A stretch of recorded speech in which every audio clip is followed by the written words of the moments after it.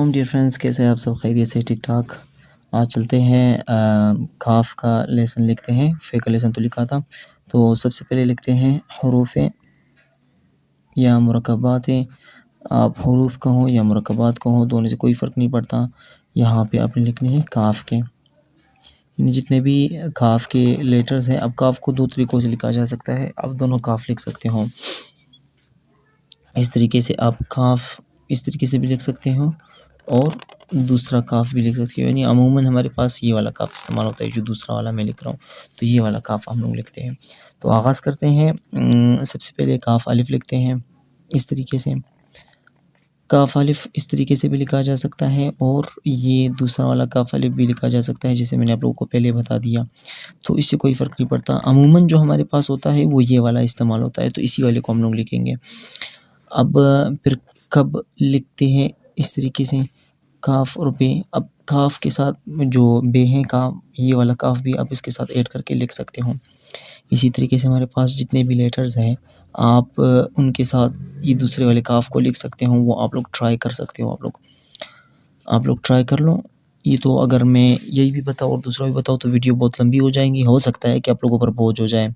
मुझे लग रहा है कि ये वाली भी आप लोगों पर बोझ है। नहीं, आप लोग कहोगे कि अगर बोझ होती तो हम लोग देखते, फिर आप लोग देखते ही नहीं फिर। खैर, तो फिर काफ और रे लिखते हैं।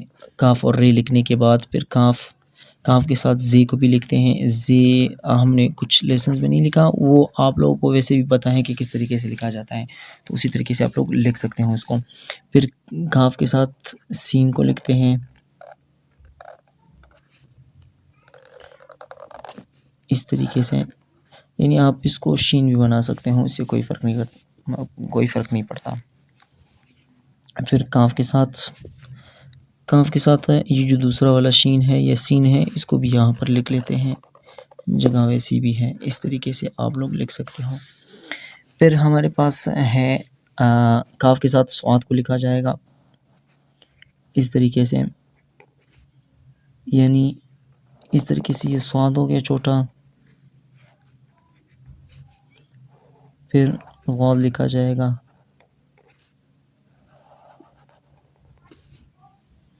फिर यहाँ पे हमारे पास फ़ा लिखा जाएगा। अब लाज़मी नहीं है कि आप सिर्फ़ यही एक काफ लिख सकते हो, दूसरा काफ भी आप इसके साथ लिख सकते हो, इससे कोई फ़र्क नहीं करता।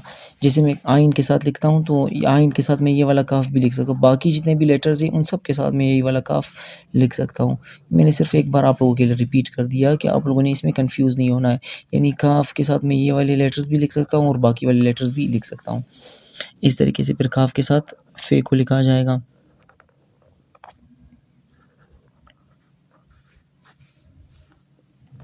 आप लोग भी कहोगे कि सर क्या आपकी आवाज़ को क्या हो गया? सुर इस वजह से ख़राब है कि ईद का गोश्त खाया था, तो वो तो ज़ाहिर-सी बात है गला वला ख़राब कर देते हैं। अच्छा खैर, फिर काफ के साथ बड़े काफ को लिखेंगे इस तरीके से। फिर काफ के साथ काफ को लिखेंगे या गाफ को लिखेंगे। काफ भी आप इसको कह सकते हो और गाफ भी कह सकते हो। एक हमारे पास काफ के साथ इस तरीके से ये वाला काफ लिखा जाएगा, वो इस तरीके से भी लिखा जा सकता है। और एक हमारे पास काफ के साथ लाम को लिखा जाएगा। काफ के साथ फिर लाम को इस तरीके से लिखा जाएगा। यहाँ पे ये हो गया काफ लाम और यहाँ पे दूसरा काफ लाम जो बड़ा वाला लिखा जाता है वो इसके साथ लिखा जाएगा इस तरीके से। फिर काफ के साथ मीम को लिखा जाएगा इस तरीके से। मीम तो वैसे भी आपको पता है कि दो तरीक़ों से लिखा जाता है, एक छोटा मीम लिखा जाता है और एक बड़ा मीम लिखा जाता है। तो बड़ी मीम को भी इसके साथ लिखते हैं इस तरीके से, मतलब इस तरीके से। इस लिहाज से मैं इसको बड़ा मीम कह रहा हूँ। अगर आप लोग कहते हो कि नहीं सर ये बड़ा मीम कहाँ से आ गया, वो प्रोनाउंसिएशन के लिहाज से और दूसरे उन चीज़ों के लिहाज से मैं नहीं कह रहा हूँ, मैं सिर्फ लिखने के लिहाज से आप लोगों को कह रहा हूँ कि लिखने के लिहाज से इस तरीके से लिखे जा सकते हैं। फिर काफ के साथ नून को इस तरीके से लिखा जाएगा। ये सारे के सारे जितने भी लेटर्स हैं आप लोग लिख चुके हो, ये सिर्फ मैं आप लोगों की प्रैक्टिस करवा रहा हूँ और आप लोगों की प्रैक्टिस के लिए ये वीडियोस मैं बना रहा हूँ। अदरवाइज़ इन वीडियोस की ज़रूरत ही नहीं है बिल्कुल। आप लोग पहले से इन लेटर्स को जानते हो और इन लेटर्स को आप लोग लिख सकते हो, तो ये इसमें से कोई मुश्किल बात नहीं है। इतनी मुश्किल वो कोई टेंशन नहीं है कि आप लोग इसमें इसका कोई वो नहीं है, टेंशन लेने की ज़रूरत नहीं है इसमें। और एक हमारे पास काफ के साथ ये वाला काफ एक बार फिर से आप लोगों के लिए रिपीट कर दिया मैंने, टेंशन नहीं है, आप लोग मेरे स्टूडेंट्स हो। फिर काफ के साथ लाम अलिफ भी दो तरीक़ों से लिखा जा सकता है, एक ये वाला लाम अलिफ है और एक हमारे पास ये वाला लाम अलिफ है।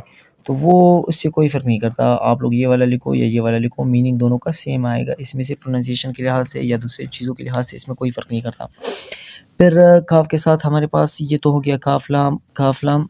अब यहाँ पर हमारे पास फिर काफ चोटी है, इस तरीके से चोटी एक छोटा करके लिखा जाता है और एक बड़ा करके लिखा जाता है, इस तरीके से। यहाँ पे ये हो गया छोटी ये और ये हो गया छोटी ये में बड़ा वाला, और यहाँ पे फिर आप काफ के साथ इस तरह से बड़ी ये को भी लिख सकते हो, बस हो गया बड़ी ये।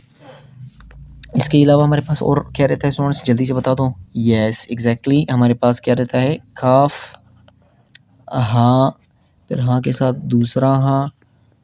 अब ये वाला हाँ भी आप लोग लिख सकते हो और इसके साथ साथ एक दूसरा वाला हाँ भी लिखते हैं, जो कि बहुत ही ज़्यादा ईजी है। इस तरीके से आप लोग लिख सकते हो, तो इसमें कोई टेंशन लेने की ज़रूरत आप लोगों को नहीं है, बहुत ज़्यादा ईज़ी है। अब अगर आप लोग कहते हो कि सर इसके साथ एक सेंटेंस भी हो जाए, तो खैर टेंशन नहीं है, लिखते हैं। यहाँ पे लिखते हैं सदक़ल्लाहुल अलीयुल अज़ीम, जो कि ज़्यादातर आयत के आखिर में हम लोग लिखते हैं। तो यहाँ पे सदक़ल्लाहुल अलीयुल अज़ीम एक सेंटेंस के तौर पर लिखते हैं या एक जुमले के तौर पर लिखते हैं इसको, हालाँकि एक वर्स है, इसी वर्स के तौर पर इसको लिखते हैं। तो हम लोग लिखते हैं सदक़ल्लाहुल अलीयुल अज़ीम। इस तरीके से आप लोग ये वाला भी लिख लें। आप लोगों का जुमले भी आहिस्ता-आहिस्ता आप लोगों ने प्रैक्टिस में करनी है आप लोगों ने। अब ये जितने भी आप लोग लेटर्स सीख रहे हो या जितने भी आप लोग मुरक्कबात सीख रहे हो, उन मुरक्कबात के साथ कभी-कभी आप लोगों का ये एक सेंटेंस या एक वर्स भी होना चाहिए, ताकि आप लोगों की प्रैक्टिस सही तरीके से हो जाए और आप लोगों ने जो लेटर्स सीखे हैं वो सही तरीके से पता चले कि ये आप लोगों ने सही तरीके से सीखे हैं या नहीं सीखे हैं। तो थैंक यू सो मच। अगर आप चैनल पे नए हो तो लाइक और सब्सक्राइब कीजिए। अल्लाह हाफ़िज़, मिलते हैं अगली वीडियो में इंशाअल्लाह।